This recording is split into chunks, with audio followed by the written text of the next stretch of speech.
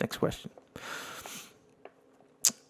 Jocko, from your experience or observation, how does one learn humility? And on top of that, talk about gaining more self-confidence. So this here was actually two questions. Two questions. One of them, how do you learn humility? And the other one is, how do you gain more self-confidence? Of course, I paired these together because there's a dichotomy in those two, right? If you have a bunch of self-confidence, then you're not being humble. And if you're being too humble, then you don't have self-confidence. So a good analogy of this, of course, what we were just talking about is jiu-jitsu, because when you start jiu-jitsu, and we'll turn this into a metaphor for life, but when you start jiu-jitsu, you very quickly learn, number one, that you can get beat, that you're not everything that you thought you were, right? And at the same time, you start to gain confidence. I mean, it makes you more confident because you realize that as you have knowledge, it's the things that other people don't know. And so it's the same thing with life, because if you're in life and you step out into the arena, right, you're going to realize that you don't know everything. That's something you're going to realize. And the more that you realize that you don't know everything, the more it humbles you, but also in a reverse way actually makes you more confident, because now you're gaining knowledge because you are stepping into the arena. So it's like with jiu-jitsu, when you spar and you roll, you're going to get tapped, yes, but the more you do it, the more confident you get. And the more you accept the fact that you don't know everything, you don't, like the question before, like, what are you embarrassed about? Why would you be embarrassed in the sport? Don't be embarrassed.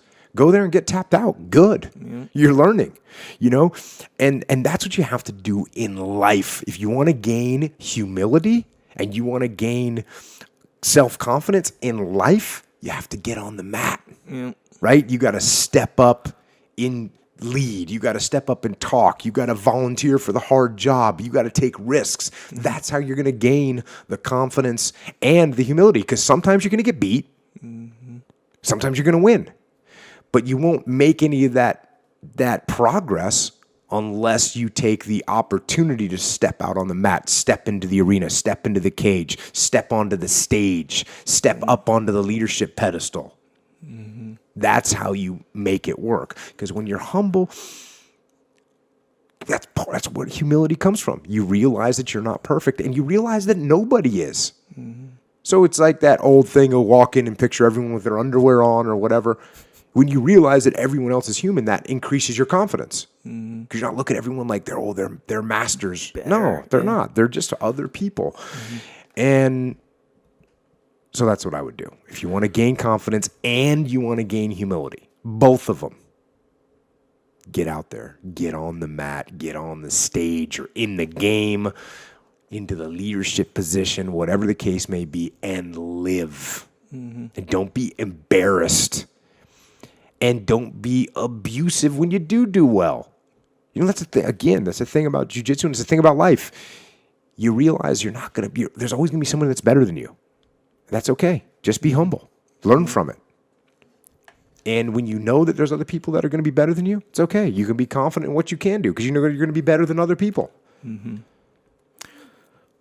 Yeah, I was talking with Greg and Tim today about humility. So there's like internal humility and external humility. So the external humility isn't really humility. It's the guy who's like super respectful when he talks to people and how he talks, but on the inside he's like, I'm better than everyone. That's I know everything.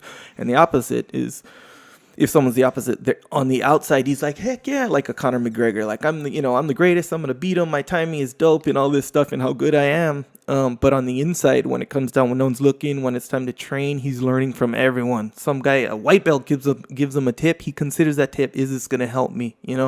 So his humility allows him to learn from everybody. Right. And, he ends up being more successful because of that humility, and that's like the internal humility. That's true statements. Some people, they're like, hey, I'm not cocky, I'm confident. Do you think that there's like a difference between cocky and confident? There is absolutely a difference. Yeah. There's absolutely a difference. And it's a dichotomy because you have to be confident but not cocky. Right. Confidence, like, confidence saying, hey, I know I could win this match, or hey, I know I can make this happen, or hey, I know I can lead this mission, or whatever. That's there's nothing wrong with that. Yeah. Cocky is, hey, I know I can win this and I don't even need to train. Or hey, I know I can lead this mission and we don't even need to prepare. Yeah. That's cocky and that's wrong. Right. So confident but not cocky. It's a simple dichotomy of leadership, which is actually in the book. Yeah. So yes, there is a difference. Or how some people, they won't do it necessarily in terms of being a leader or anything like that. They'll just do it kind of in life. These people, it's like, yeah, because they talk about themselves all the time or something like that, right? So in those cases, I kind of differentiated it where a cocky person is going to talk about himself and how good he or she or whatever is unprompted. Confident is they're going to answer honestly about how they feel about their preparedness or skill or whatever, but it has to be prompted. They're not going to just go out of their way and be like, hey, I'm the greatest, But if someone's like, hey, honest question, do you think you're the greatest? And they really think they are the greatest in their experience or whatever, they're going to say the honest thing. That's like a confident versus cocky. My daughter said the other day, I was considering bringing my oldest daughter on the podcast because people ask about parenting a lot. I'm not going to do it. I've decided. Okay. But, I was like, well, what kind of questions would I ask her? And I said, well, I was just kind of experimenting. And I said, tell people something that they wouldn't expect about me or something that you recognize about me. And one of the things she said was she heard me talking to someone about jiu-jitsu that didn't know me. Mm-hmm. And they were like, oh, do you train jiu-jitsu? And I said, oh, yeah, I do. And they said, are you good? And I said, like, I'm all right. I've been training for a while, so I'm all right. And she said, I was really, I was surprised at how humble you were. You've been doing jiu-jitsu for 20 years. And I said, you don't know somebody. First of all, that person might be better than me. Yeah. That's the reality. Yep. I'm like, I'm really good. Yeah. Yeah. And you know what? I'm listening to this and I'm trying to think, in my experience, your reaction to any jiu-jitsu questions in that way. So I don't think I've ever heard you, and I've known you for 10 years, I think, maybe 8 years or so. Mm-hmm. I don't think I've ever heard you say, yeah, I tapped that guy out. I don't think I've ever heard you say that. Yeah, maybe if I asked you, no, I can't really picture you saying that. Yeah, I tapped him out.